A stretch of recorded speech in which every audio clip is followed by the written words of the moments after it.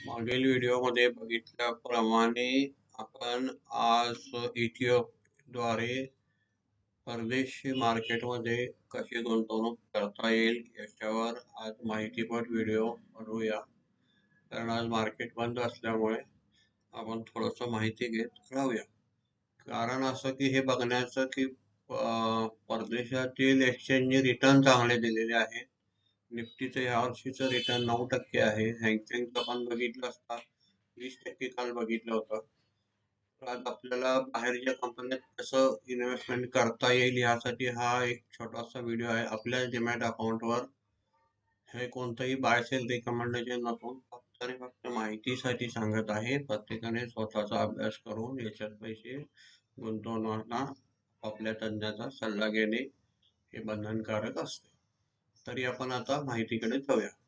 आता आपल्या मार्केटमध्ये आपण हे तुम्ही वरती बघू शकता.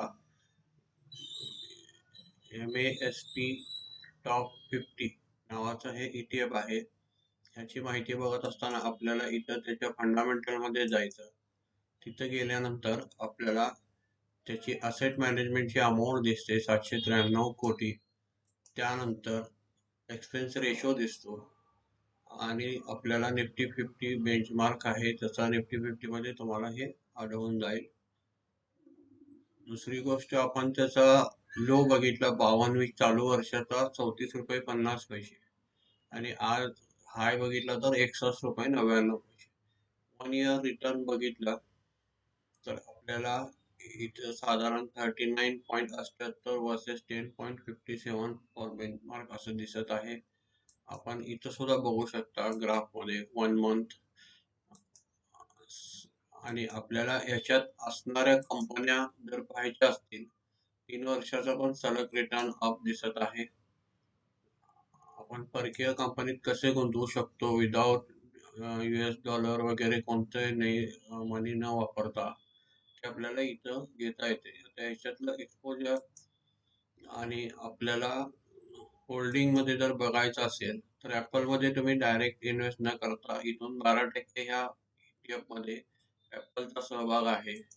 एनविडिया जे यावर्षी हायेस्ट रिटर्न दिलेला आहे. एनविडिया कॉर्पोरेशन 11% दिसत आहे.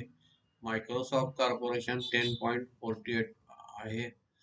अमेझॉन डॉट इंक 6.47 यामध्ये आहे याचं सममूल्य.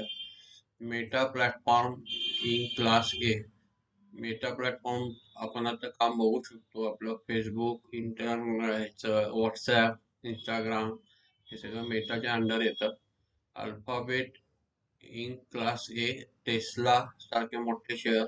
वॉरन बफेट यांचं बर्कशायर हॅथवे अशा एकदम उत्तम शेअर्स मध्ये हा त्यांचा पोर्टफोलिओ आहे. आपण तिथं बघू शकतो. नेटफ्लिक्स आहे, वॉलमार्ट आहे, Johnson and Johnson, bank of America corporation आणि आपल्याला छोट्याशा 58 रुपये या किमतीला हे आता सध्या दिसत आहे. या मूल्यावर साधारण गेल्या महिन्यात वगैरे ह्या आपल्याला चांगल्या किमतीला आपण त्याच्यावर लक्ष ठेवून बघितलं तर तुम्हाला मिळू शकेल.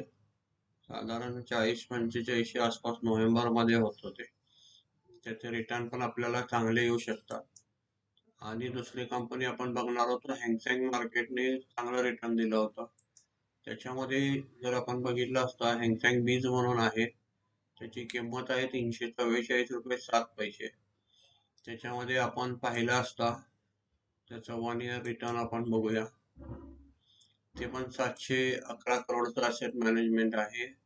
त्याचा तुम्ही पोर्टफोलिओ साईज म्हणा काही हरकत नाही. त्याचं 1 इयर 205 आणि हाय 421 जवळपास दुप्पट डाऊन आलेलं आहे. 1 year return 26.85% versus 13.22 for benchmark असं दिसत आहे.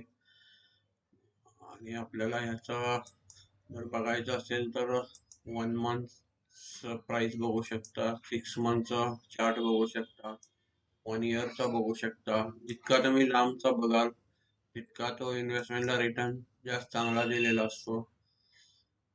दुसरं आपल्याला याच्या पोर्टफोलिओमध्ये आता कोणत्या कंपन्या आहेत हे बघता येईल. मिथुन class B, HSBC holding, Decent Holding, Alibaba Group, AIA Group, China Construction Bank Corporation Class, Xiaomi Corporation Class B, China Mobile, Industrial and Commercial Bank of China Classes.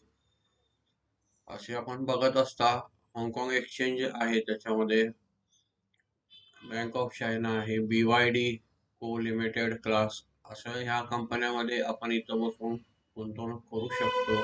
Semiconductor manufacturing कंपन्या आहेत, बराचसाच ॲडव्हान्स पोर्टफोलिओ यांच्यामध्ये आहे आणि निव्वळ आपण छोट्या पैशामध्ये त्यामध्ये लॉंग टर्मसाठी गुंतवणूक केली तर स्वतः म्युच्युअल फंडपेक्षा चांगले रिटर्न आणि रेग्युलर आपल्याला त्याच्यात स्वतः काय स्टडी करायचं काम नाही आहे, रेडीमेड आहे. अजून असेच तुम्हाला बरेचसेच मिळतील. ह्याच्यात रिकमेंडेशन नसल्यामुळे मी कोणाचे नाव घेत नाही, पण तुम्ही बघू शकता फंडामेंटलमध्ये त्याची प्राईस, त्याच्यातून गेल्यानंतर तुम्हाला असेट AUM म्हणजे असेट अंडर मॅनेजमेंट तुम्हाला किती आहे हे 8,777 कोटीचं दिसत आहे. त्याच्यात पोर्टफोलिओ कोणता आहे, एक्सपोजरमध्ये सेक्टर एक्सपोजर सुद्धा बघायला म्हणलं तर बघू शकता. होल्डिंगमध्ये तुम्हाला अशा कंपन्या दिसून जातील, त्या सगळ्या फॉरेनच्या टॉपमोस्ट कंपन्या असतात. तुम्ही त्याचं थोडंफार वाचन केलं तर तुमच्या लक्षात येऊन जाईल. त्याचे पिअर ग्रुप सुद्धा तुम्हाला बघायला मिळतील आणि कोणत्या कोणत्या यांचे अवेलेबल आहेत ते तुम्हाला इथं दिसतील. वेगवेगळ्या म्युच्युअल फंड वाल्यांचे सुद्धा याच्यात असतात, त्याचं साईज इथं मिळेल तुम्हाला, किती कोटीचा तो फंड आहे. पी रेशो इथे बघायला मिळेल, सेल्स ग्रोथ दिसेल. ओव्हरऑल तुम्हाला त्याच्यामध्ये परकीय जर इन्व्हेस्टमेंट करायला सेफ्टी म्हणलं तर आपल्या मार्केटमधून आपण आणि छोट्या छोट्या रकमेने सिंगल तुम्ही 141 रुपयाचा रेट दिसतो. आता ह्या मफँगमध्ये आपण फंडामेंटलमध्ये बघूया काय काय आहे. हे 2559 कोटीचा आहे साईज याचा.